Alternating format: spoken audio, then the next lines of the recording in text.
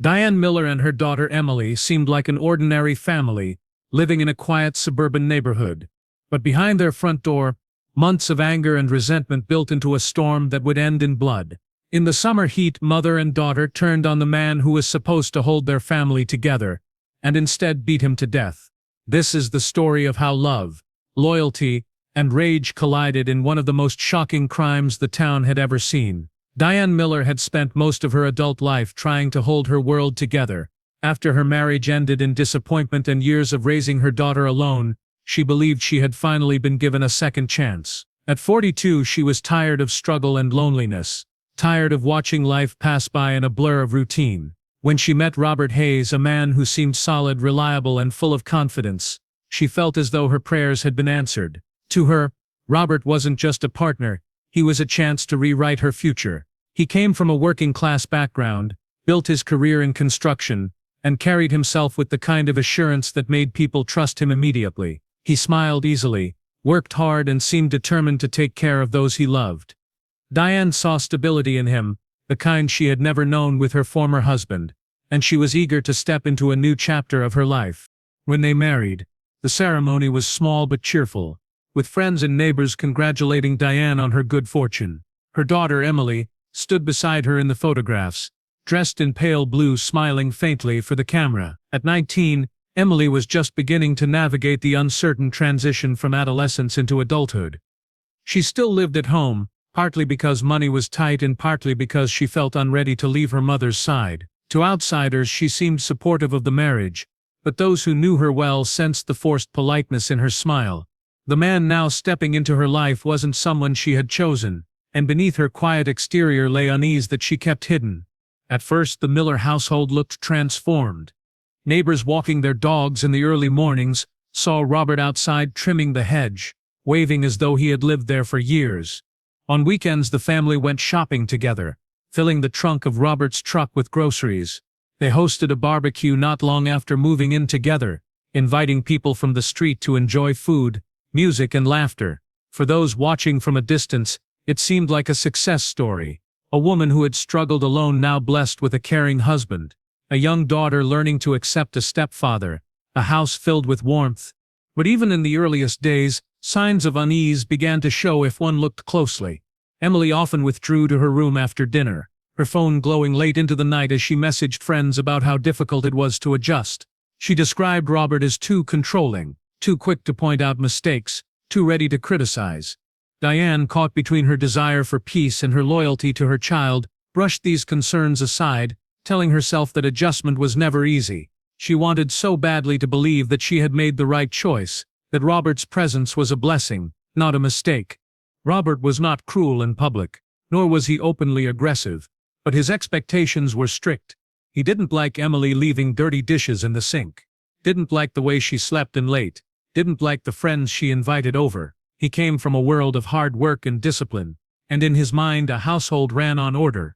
Diane, eager to maintain harmony, tried to smooth things over. She urged Emily to be more understanding, to see Robert's rules as guidance rather than control. Yet each attempt only deepened Emily's resentment, making her feel unheard and unprotected.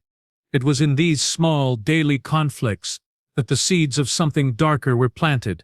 What looked like ordinary family struggles from the outside slowly grew into quiet storms inside the walls of their home. Diane found herself changing tone. While she once defended her daughter fiercely, she now hesitated, afraid of undermining her new husband. Her silence became more frequent, her patience stretched thin.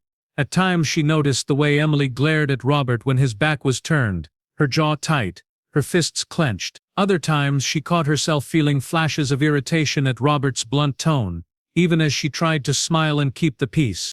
The beginning of their new life was supposed to be joyful, but tension ran beneath it like an underground current, unseen by outsiders but powerful enough to shift the ground beneath their feet. In Crestwood, the family seemed ordinary, their home one of many neat houses along a quiet suburban street, yet within those walls, a slow, dangerous transformation had begun. The story of their new beginning was not one of harmony but of pressure building steadily, waiting for the moment when it would finally break.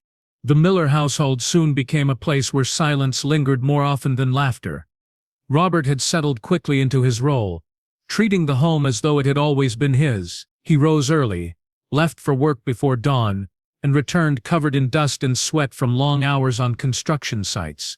To Diane, this routine was proof of his dedication, a sign that he cared for their future. To Emily, it felt like a shadow pressing down on her freedom, a constant reminder that her life was no longer her own. At first, the conflict seemed small enough to dismiss. Robert would complain about the noise from Emily's music, and she would slam her bedroom door in response.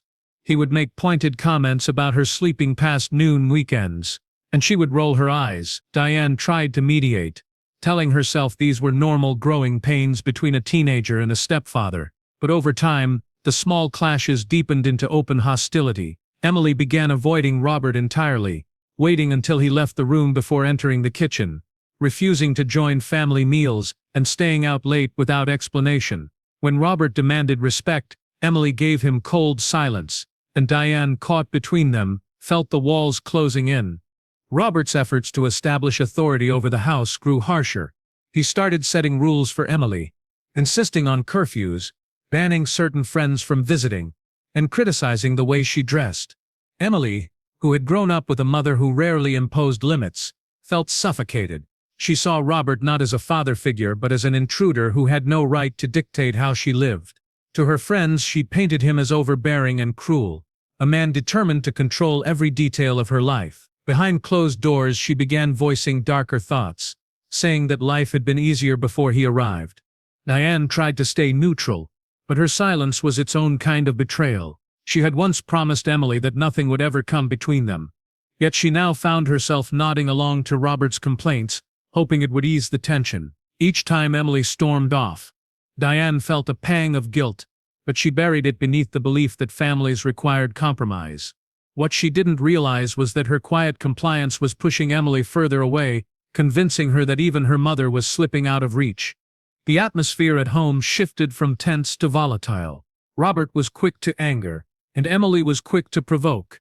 A slammed door, a muttered insult, or a defiant look was enough to ignite shouting matches that filled the house late into the night. Diane tried to drown it out, retreating to her bedroom with her head buried in a pillow, but the noise seeped into every corner.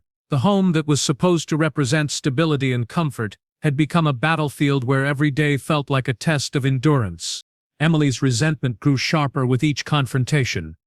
She began telling friends that Robert was ruining her life, that he had turned her mother against her, that she no longer felt safe in her own home. While some dismissed her words as teenage exaggeration, others noticed the intensity in her tone, the bitterness that went beyond simple rebellion. She spoke less about her plans for the future and more about her hatred for the present, fixating on the idea that Robert had stolen something from her that could never be returned. Diane, too, began to feel the weight of her choice. Though she tried to stand by her husband, she couldn't ignore the strain it placed on her relationship with Emily. She started avoiding conversations with her daughter, knowing they would only lead to more complaints about Robert. At the same time, she began noticing aspects of Robert's personality that unsettled her. His temper was quicker than she had expected, his discipline harsher than she was comfortable with. She told herself these were flaws she could live with, but in quiet moments she wondered if she had brought danger into her home rather than stability. The cracks in the family widened with every passing week.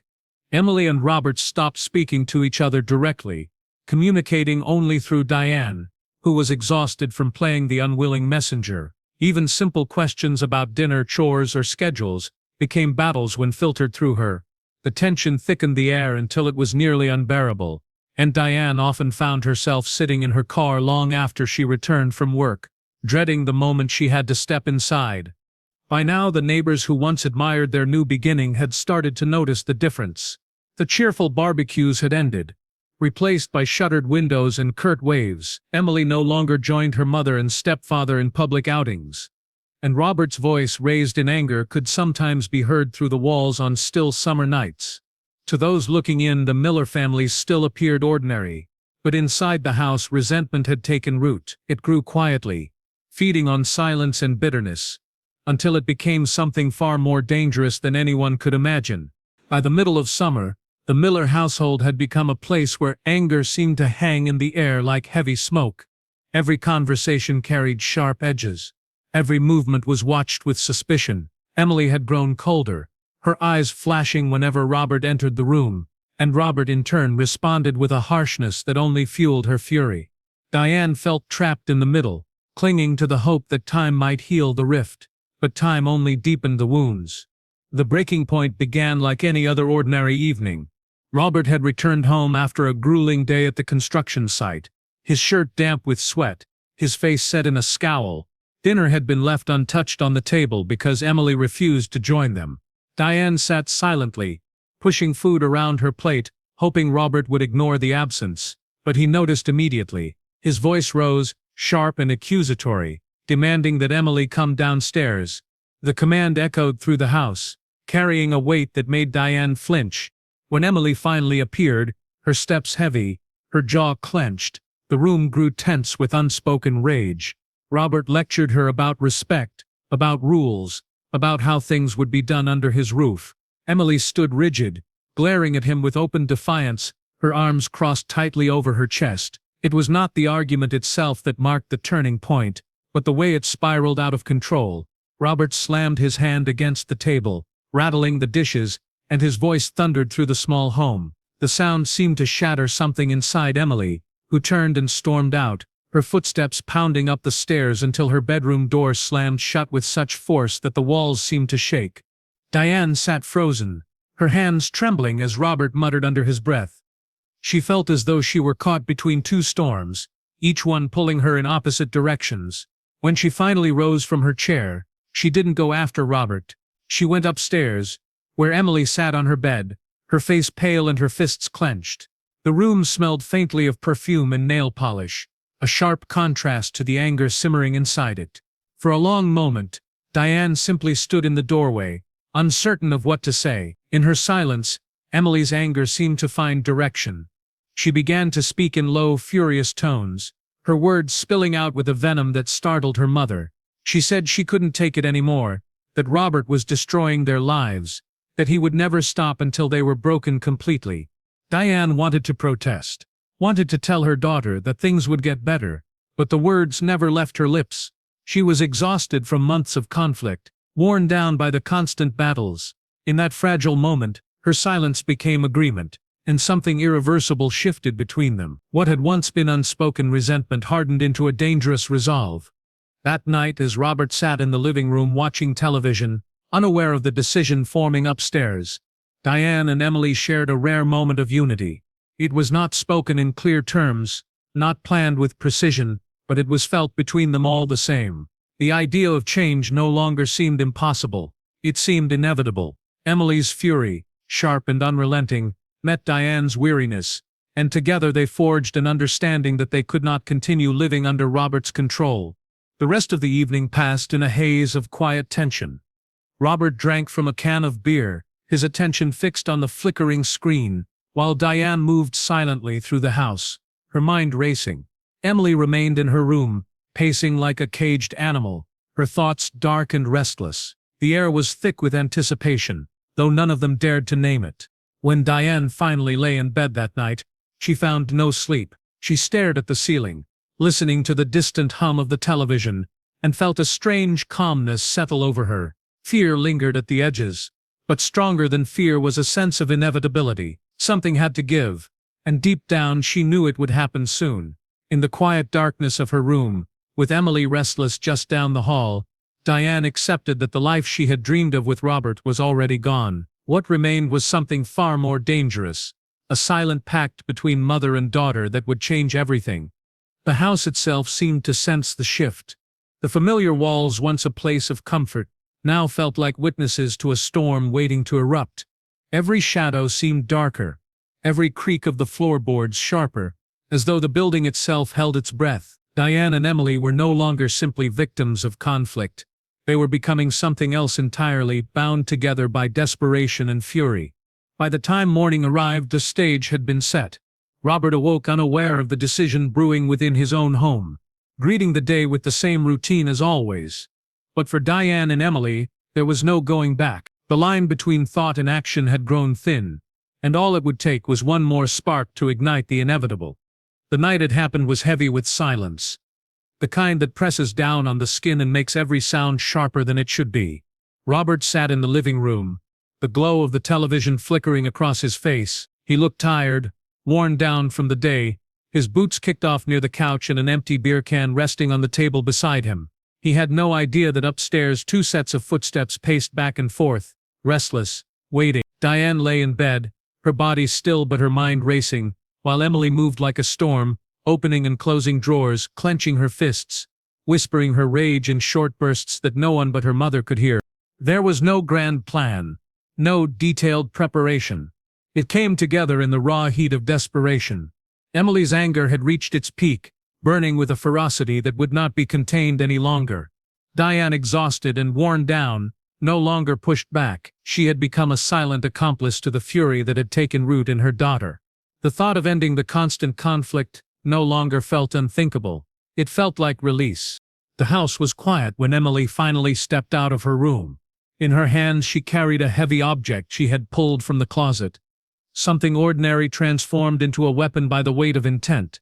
Her breath came quick and shallow as she walked down the hall, the floorboards creaking under her bare feet. Diane followed behind her, her heart hammering against her ribs, her mind screaming for her to stop. Yet her body carried her forward. Each step felt final, as though they were crossing into a place where there would be no return. Robert barely noticed the movement at first. The television droned on, its light painting shifting patterns across the walls. When he turned his head and saw Emily standing there, something flickered across his face. Confusion, then irritation, then a dawning sense of danger. But before he could rise, before he could speak, the first strike landed. The sound was sudden and brutal, a dull thud that cut through the quiet like a crack of thunder. Robert's expression twisted in shock as he stumbled, his hands instinctively reaching out, but the attack did not stop. Emily's rage poured out through every swing, each strike fueled by months of resentment that had finally found an outlet. Diane stood frozen for a moment, her body trembling, her breath caught in her throat. She could have turned away, could have stopped what was unfolding in front of her, but the sight of Robert struggling, the sound of his groans, the memory of his harsh words and clenched fists, it all erupted inside her. She moved forward, her own hands joining the violence, striking with a force born of exhaustion and fury. The living room became a blur of chaos, the frantic shuffle of feet, the crash of objects knocked aside, the desperate grunts of a man fighting to stay alive. Robert tried to defend himself, his arms raised, his body twisting to escape, but he was outnumbered. Each movement only drew another blow. Each cry only seemed to harden the determination of the two standing over him. The sound of impact filled the room again and again, until finally there was nothing left but stillness.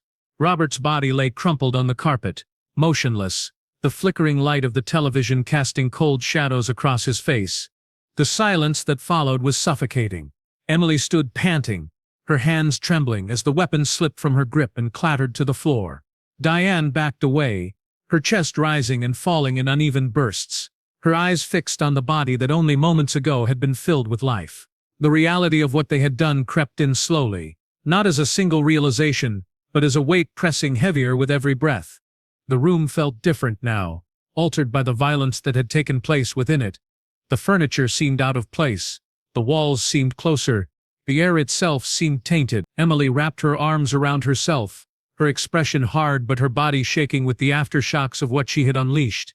Diane sank into the couch, her face pale, her hands covering her mouth as though trying to hold back the truth. They didn't speak. Words would have been useless, powerless against the enormity of what had just happened. Instead, they sat in the dim glow of the television, staring at the lifeless body on the leather, listening to the deafening sound of their own heartbeats. Outside, the neighborhood was quiet, unaware that behind one set of curtains, a life had ended in violence. Minutes stretched into hours, though neither could measure the time. At some point, Diane forced herself to move, whispering shaky instructions about what they needed to do next. Emily nodded numbly, still caught between rage and shock, her mind replaying the moment again and again. Together they began the grim task of facing the aftermath, their hands trembling as they tried to make sense of the chaos they had created. The night that had begun in silence had ended in blood, and nothing in the Miller household would ever be the same again. Morning light crept through the blinds, spilling across the living room where Robert's body still lay on the floor. The television, left on overnight, played muted commercials that filled the silence with a strange, whirl hum. Diane sat slumped on the couch, her head in her hands, while Emily paced back and forth, her movements jerky, her face pale and strained. The reality of what they had done pressed down harder in the daylight, stripping away the haze of anger that had fueled the night before. Now there was no fire left, only dread. They spoke little, their words clipped and hollow. Diane whispered about needing to move him, to clean the mess, to erase any sign of what had happened. Emily nodded but avoided looking at the body, her eyes darting nervously toward the windows as though the entire neighborhood were already watching.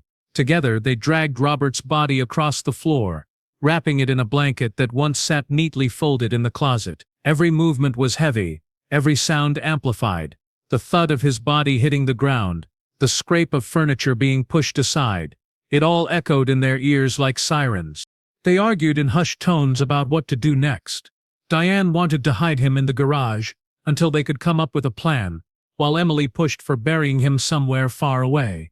Neither idea seemed possible, but desperation left them clinging to impossible solutions. They scrubbed at the carpet, but the dark stains refused to disappear completely, seeping into the fibers like a reminder of their crime. Diane tried to convince herself that no one would notice, but she knew better. The house already carried the scent of bleach, sharp and unnatural, a warning sign that would not be ignored. By the time evening fell, Robert's absence had already started raising questions. He had not shown up at work, and his co-workers, accustomed to his punctuality, grew concerned. Calls went unanswered, and messages piled up on his phone, which now sat silenced on the table.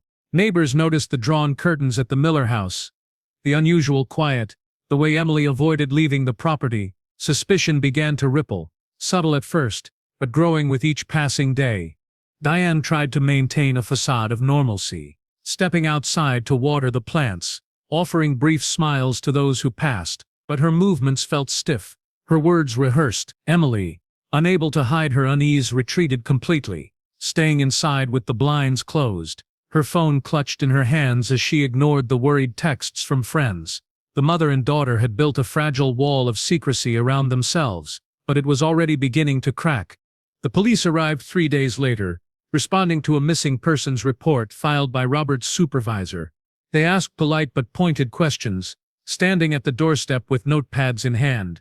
Diane explained that Robert had left after an argument, claiming he needed space and had not returned. Her voice wavered slightly, but she forced a calm smile.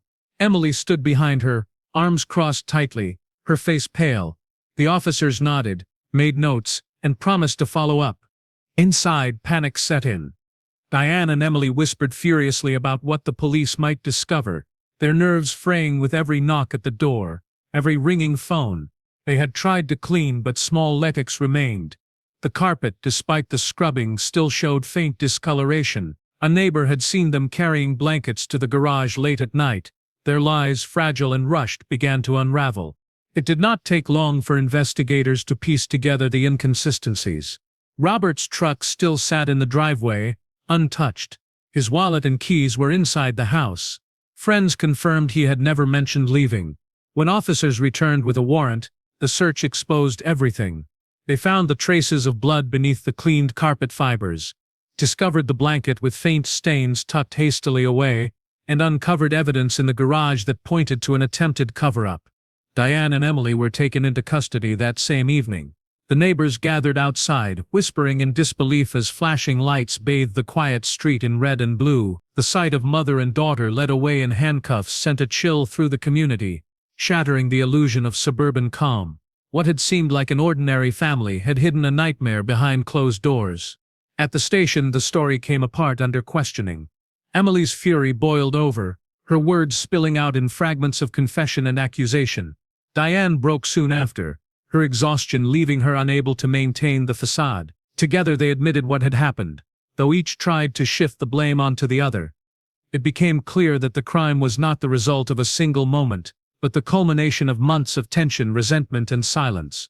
The trial that followed drew attention far beyond Crestwood. Headlines described the crime as shocking, brutal, and unthinkable.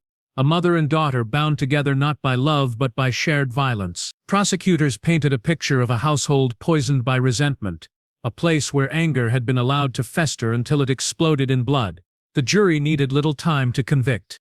For the people of Crestwood, the story became a grim reminder that darkness often hides in the most ordinary places. Behind the neat lawns and quiet streets, one family had torn itself apart from within. The tragedy of Robert Hayes was not that he fell to strangers or enemies, but that the people he trusted most, the ones who should have been his family, had turned against him with unrelenting force. What remained was a house forever marked, a story whispered in shock, and a community left to wonder how no one had seen the storm brewing until it was too late.